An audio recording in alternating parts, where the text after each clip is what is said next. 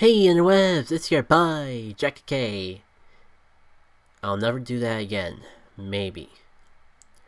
Point being, I'm back for some more Pokemon Showdown videos. And these are going to be incredibly outdated because Pokemon Bank is out. And I'm still playing with Aloha rules because I am only just now finishing a competitive team for Aloha theme.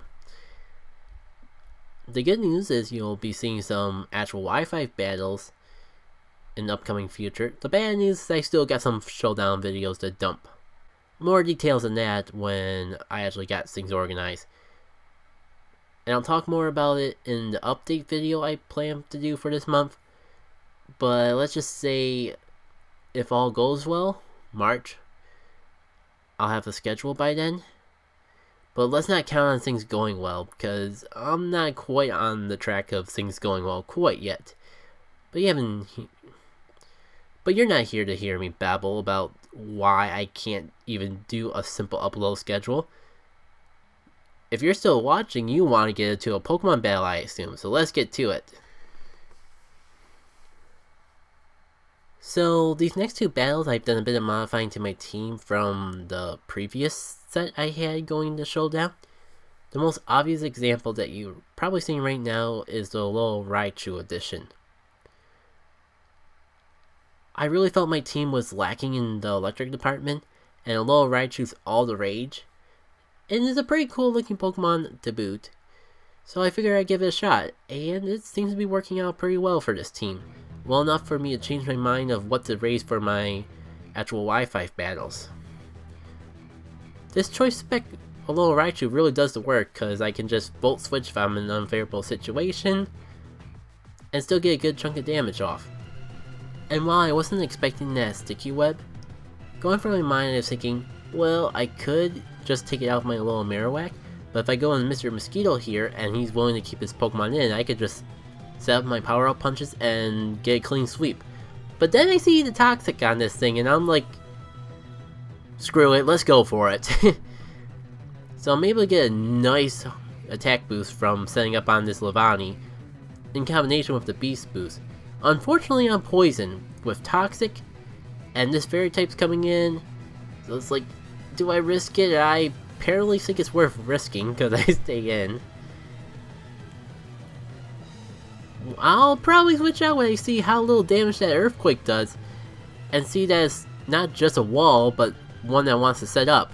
Like, screw it, if I let this thing go unchecked, it's going to sweep my team. So, it's probably really risky with the Calm Mind, but it does work out, and I'm able to get a nice Iron Head, assuming I can get through the Protect. And spoilers, I really underestimate this guy's bulk, because I was really hoping to take it out with the Iron Head, but instead I just lose my Doug Trio way too early on. Fortunately, I have a plan. Not a good plan, mind you, but my plan is I'm going to try a Shadow Sneak, maybe Protect, like, oh, I don't know, right there. And with the attack boost, I should be able to take it out. Nope. Thankfully for me, I do have the decoy, so I'll have enough time to set up a little more and actually take out this dang Clefable. And I may have lost a Pokemon and a decoy in order to pull this off, but can you tell how much trouble this Clefable's been giving me yet? This guy is not a fun time. Thankfully, I'm finally in the range that a priority attack can finish it off.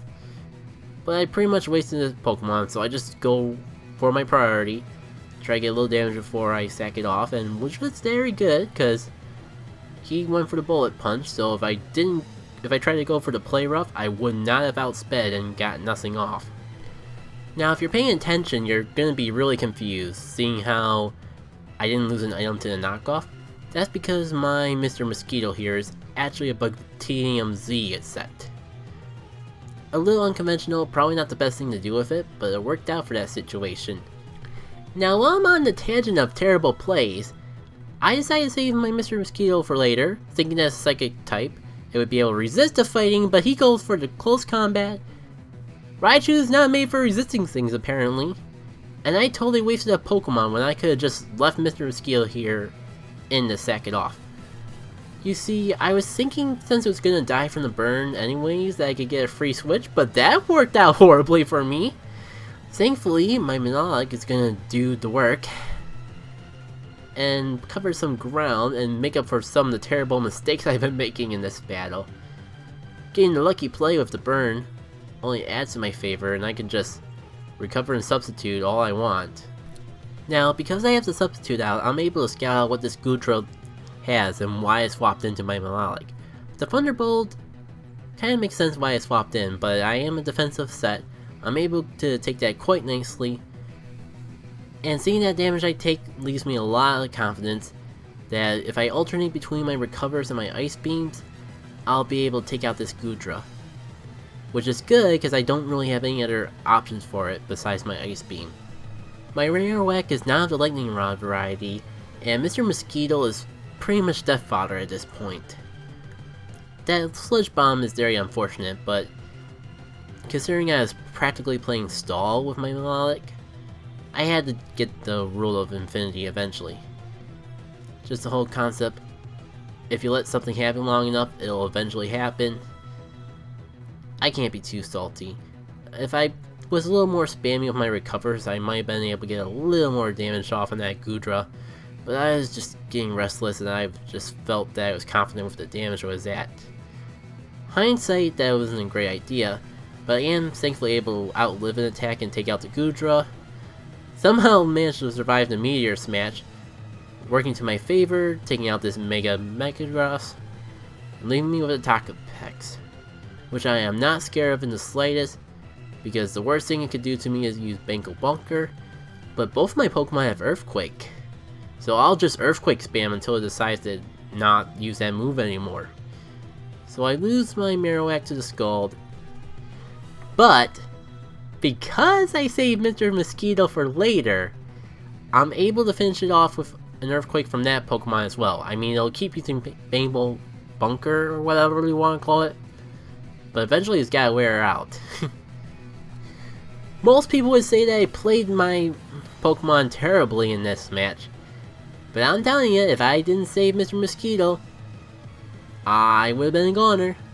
But because of all those questionable plays, I was able to persevere in the end. Hey, I can pretend to be good, can't I? Anyways, onwards to the next one. So, in hindsight, take a drink.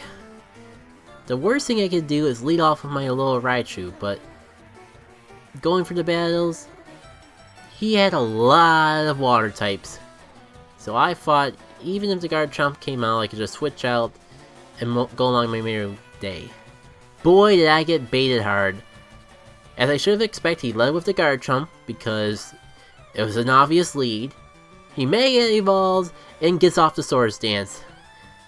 Now my Manolic may be Wally, but it is no extraterrestrial from the Disney movie, and by extraterrestrial I mean robot. That was a horrible joke. But hey, I'm able to get an Ice Beam off, take it down to Shadow Sneak range, and bada bing bada boom. That was totally the plan all along. Now I was gonna send this Aquarius water bug, but I ain't scared of it. I'm gonna Swords Dance, Crunch, I'm neutral to that. I'm gonna get me off another Swords Dance. And not even a third of my health. See that? That was a Shadow Sneak. That did half to you, you fool. Poison Jab? What you gonna do with me with a Poison Stab? I'm just gonna Leech Life and get my health back. I don't see too many people run the Leech Life Mimikyu, but it really works out. Especially once you lose your decoy, otherwise the Mimikyu would kind of be useless, but with that Leech Life, if you're playing well, you can pretty much take back any damage you got, and dang, that Raichu is strong. I mean, I'm Choice Spec, but I wasn't expecting to take out Tapu and 2 Thunderbolts. I mean, that first Thunderbolt basically did everything. Still, I see this as the prime opportunity to use my little Marowak against this bug fighting monster. Even with the Quiver Dance, take it out, or it would be without the Focus Dash. Well played. Unfortunately for you though, that bug buzz still ain't gonna do enough to bother me. I went for the Shadow Bone just in case he decided to swap. And boy, the Cloister. I'm still having skill link flashbacks from Gen 5. 6. Heck, it's relevant to both of them. I sack off my Marowak, go into Mr. Mosquito, because it's the only thing I can have to resist. He thinks he's gonna be all sneaky with the substitute, but I get the power-up punch. Go ahead and substitute all day, good sir, you're just gonna make it easier for me. Realizing this, he goes straight for the Shell Smash. But Mr. Mosquito ain't caring about that, just power-up punch your face to the ground, and Beast Boost, and boy, I wish I could have had the honor of finishing off that Toxapex with an Earthquake. That would have been nice. Oh well. Yeah, it was a clear victory, so I guess there's no shame in showing the forfeit.